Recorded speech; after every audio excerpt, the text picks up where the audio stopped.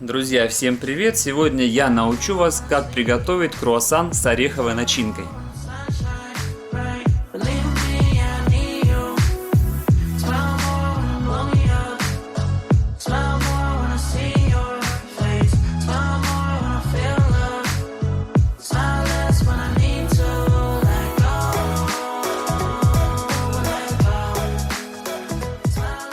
Вот такая вот красота у вас получится. С легкостью сможете удивить своих родных и близких таким интереснейшим рецептом. Такие круассаны делаются только в нашей булочной. Нигде в Швейцарии, в Германии, в Австрии или в Италии вы такие круассаны не найдете. Обычно булочники хитрят, берут простые круассаны, вот самый обычный круассан, разрезают его напополам и добавляют туда какие-то начинки, например, ореховую или миндальную. В нашей булочной мы делаем вот такие круассаны по рецепту, который достался бывшему владельцу этой булочной от своего прадеда. То есть это рецепт очень-очень старый. Призываю вас сразу поставить лайк прадеду. Вот, и подписаться обязательно на канал, потому что впереди вас ждет еще очень много интересного. А теперь мы начинаем. Для приготовления, конечно же, нам понадобится наше слоеное тесто. Кто не видел еще мой рецепт слоеного теста, пожалуйста, переходите вот в эту иконку, смотрите внимательно. Это тесто мы как раз будем использовать сейчас в нашем видео. Дальше нам понадобится 200 грамм печенья. Это у меня старые круассаны, то есть это такой не ликвид, который мы засушиваем и потом используем как панюр, да, то есть добавляя в массу. А в ореховую массу обязательно нужно добавлять такое. У вас, конечно же, дома такого не будет, но вы можете взять какой-нибудь сухой хлеб или старый хлеб. Но лучше, чтобы было что-то сладкое, например, какое-то печенье. Купите самое простое дешевое печенье в магазине и можете его спокойно использовать. Нужно 200 грамм. Нужно 200 грамм орехов, 200 грамм горячей воды, обязательно горячей воды, прям кипяток, 150 грамм сахара, 5 или 10 грамм ванильного сахара, это по вкусу, и немного корицы.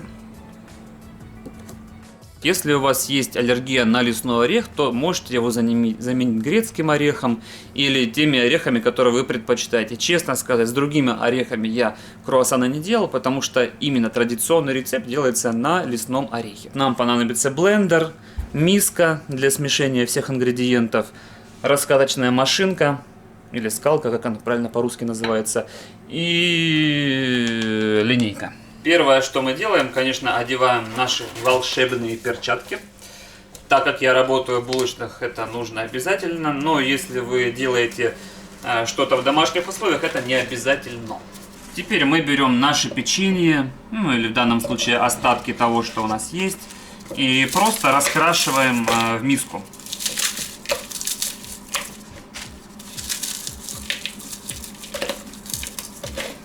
Прям можете максимально маленькую крошку делать, какую только сможете.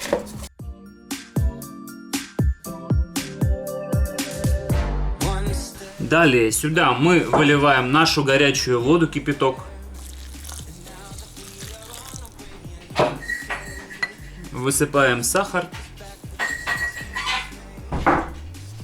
ванильный сахар.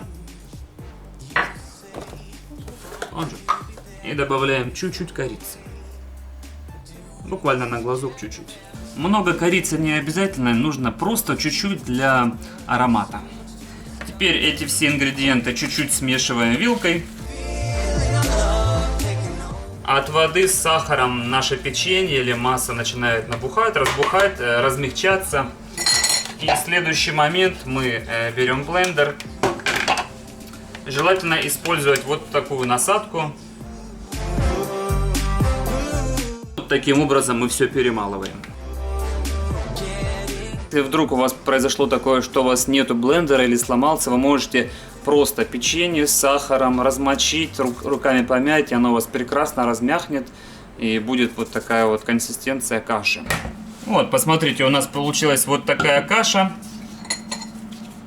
такая консистенция, немного мягкая, немного пластичная. Вот, теперь мы еще оставляем на 5-10 минут ее, чтобы она разбухла, набралась водички. И сейчас будем раскатывать слоеное тесто. В каждом своем видео, если вы не смотрели еще рецепт с абрикосовыми лодочками или яблочный штрудель, я рассказываю, что когда вы берете наше слоеное тесто, вот оно горизонтальное, да, у нас, раскатываете вдоль, его вдоль, не поперек, а вдоль. Так оно у вас лучше и больше вытянется, будет более пластичное, и у вас будет оно больше по размерам. Обязательно не забываем присыпать чуть-чуть муки, чтобы тесто у вас не прилипало к столу. Начинаем раскатывать так. Когда раскатали до определенной длины, переворачиваем и раскатываем вдоль. Вот когда вы раскатываете поперек, оно у вас не так уже хорошо будет кататься, как вдоль. Но для толщины нам это очень важно. Когда раскатываем тесто, всегда стараемся делать некий прямоугольник. Во всей выпечке это очень важно, чтобы не было лишних остатков потом. Наше тесто приняло вот такую форму. Этого нам вполне достаточно. Если у вас квадратный стол или прямоугольный, натягиваем тесто. После того, как мы раскатали, мы немного вот так его стряхиваем. Потому что оно у нас сейчас растянулось, а теперь нам нужно его чуть-чуть подсобрать. Ну, чтобы оно опять как бы в свою форму пришло, чуть расслабилось. Да? Вот, теперь мы его натягиваем на край стола. И линейкой отмеряем 15 сантиметров. И сделали вот такую полоску. Сделали полоску, дальше отмеряем еще 15 сантиметров. Делаем еще полоску.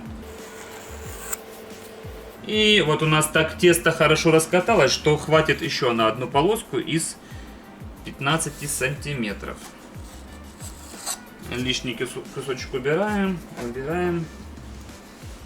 Все, у нас получилось 3 полосочки. Параллельной линии мы отмеряем также 15 сантиметров. 15 плюс 15. Делаем такие насечки, можно сказать. 15. А на нижней полоске делаем отсечку 7,5 сантиметров. 7,5 сантиметров. И вот теперь, посмотрите, мы проводим вот такой, делаем треугольник. Раз, два.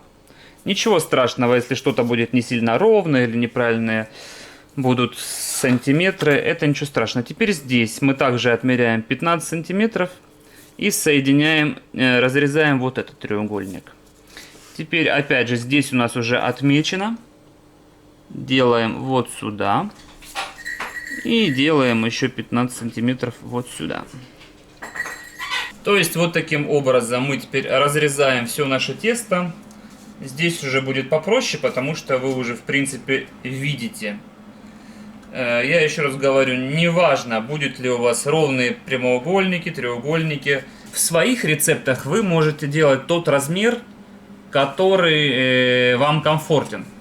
Вот, я просто показываю как бы правильный, да, правильный размер, потому что когда круассаны кладутся на поддоны в булочной, то поддон рассчитан именно вот под этот размер. Поэтому я и делаю размер 16 сантиметров. Вы можете сделать размер хоть 10 сантиметров, чтобы были маленькие и приятные круассанчики. А можете сделать 30 сантиметров, чтобы был огромный круассан. Так что вот у нас получились вот такие треугольники. Все, что ненужное, мы убираем. И получаем вот такую заготовку. Очень важно, когда мы разрезали наши треугольнички, оставить тесто на 5, 7, 8, 10 минут, чтобы оно чуть-чуть отдохнуло. И пока у нас есть время, мы берем наш блендер, засыпаем туда 200 граммов орехов и перемалываем наши орехи в пудру.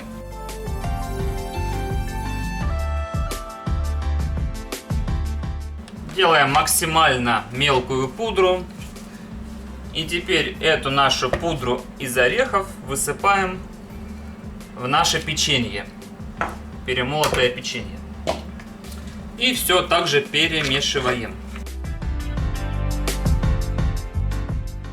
Друзья, пока мешаю массу, такой запах стоит. Орехи, ванильный сахар, корица. Ой, просто на всю булочную пахнет. Все, теперь нашу перемешанную массу мы должны помещать на наши треугольнички вот таким образом. Поэтому я предпочитаю работать в перчатках, потому что я могу формировать вот такие кусочки и выкладывать их на наши круассаны. Должен оставаться небольшой зазорчик, потому что у нас круассан будет закрываться. И вот эту часть мы кладем только в центр, нашу начинку.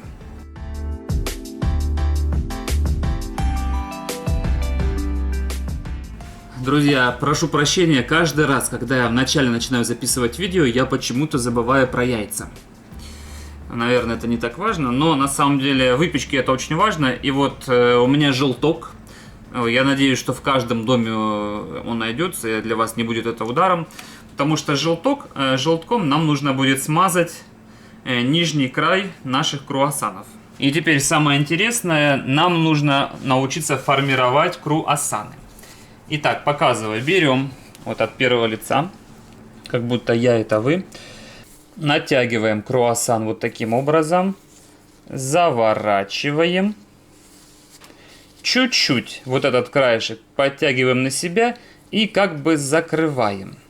Получилась вот такая штучка. Теперь переворачиваем.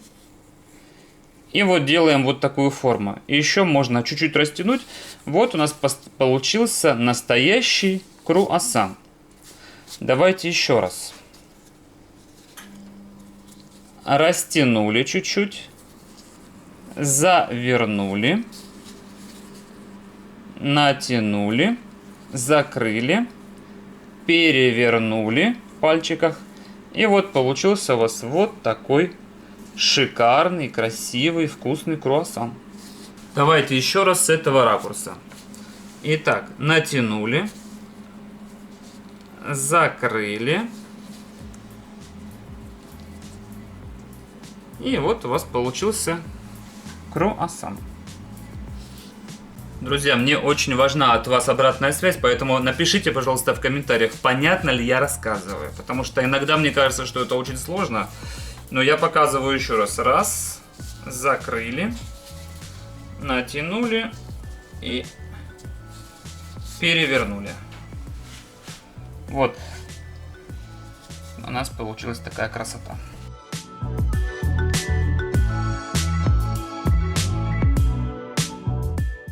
Вот, я немного ошибся в расчетах, но получился вот такой маленький приятный круассанчик. Поэтому еще раз говорю, в принципе, ширина не так важна. Вы можете уже делать себе такие размеры, которые вам комфортны. Например, вот этот можно за один раз съесть и все.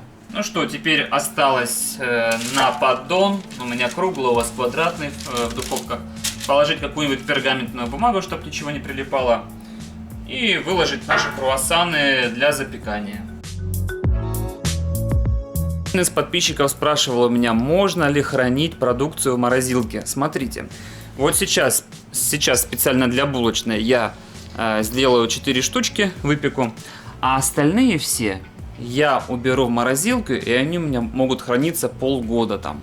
То есть я могу в любой момент, когда мне понадобятся ореховые круассаны, я их достаю, также ставлю в печку, в духовку, и они у меня прекрасно поднимаются и запекаются. Не забываем наши круассаны смазать еще раз яичком. Это для того, чтобы у них был бриллиантовый такой красивый золотистый оттенок. И убираем в печку, которая у нас разогрета до 200 градусов. Если у вас будет 190 или 180, ничего страшного. Просто будет подольше выпекаться. Все, теперь ждем 20 минут и потом посмотрим, что у нас произошло. Чем прекрасно и чем хорошо слоеное тесто, что оно не теряет свою структуру, даже если его длительное время замораживать. Поэтому, когда вы сделали, вот смотрите, у нас, например, осталась еще ореховая масса. Ее, кстати, можно есть просто так с чаем, ложками. Вот, а можете еще сделать себе слоеного теста, может быть, вы себе сделали побольше. Не забывайте, вот еще раз напоминаю, мой рецепт, посмотрите его. И еще раз скажу вам сейчас, что слоеное тесто покупное, оно все равно другое. Сейчас очень много добавляется везде химии, поэтому если вы делаете слоеное тесто себе сами, на том маргарине, который вы знаете, на той муке, которую вы знаете, это в разы гораздо лучше для организма и полезнее. Ну что, меньше минуты у нас остается, 39 секунд. Давайте уже сейчас залезем в нашу печку, посмотрим, что у нас происходит. Может быть, круассаны уже и готовы, потому что печка сейчас все-таки разогрета хорошо. Чуть-чуть даже больше 200 градусов. Итак, смотрим. Вот такая красота у нас получается. Друзья, смотрите, если круассаны внизу коричневые, темные, посмотрите, значит, тесто уже готово. Вот сейчас оно шикарное. Сейчас мы наше произведение искусства уложим на подносик. Ну не красота ли? И отправим на витрину магазина. Ну что, друзья, сегодня вы научились делать настоящие ореховые круассаны по швейцарскому старинному рецепту прадеда. Обязательно подписывайтесь на мой инстаграм. Не забывайте подписаться на канал, чтобы у вас всегда в уведомлениях выскакивали мои новые рецепты и вообще интересные видео из моей жизни. Всем хорошего дня, хорошего настроения, удачной готовки. Обязательно отписывайтесь, как у вас получилось. И всем пока-пока. Удачи!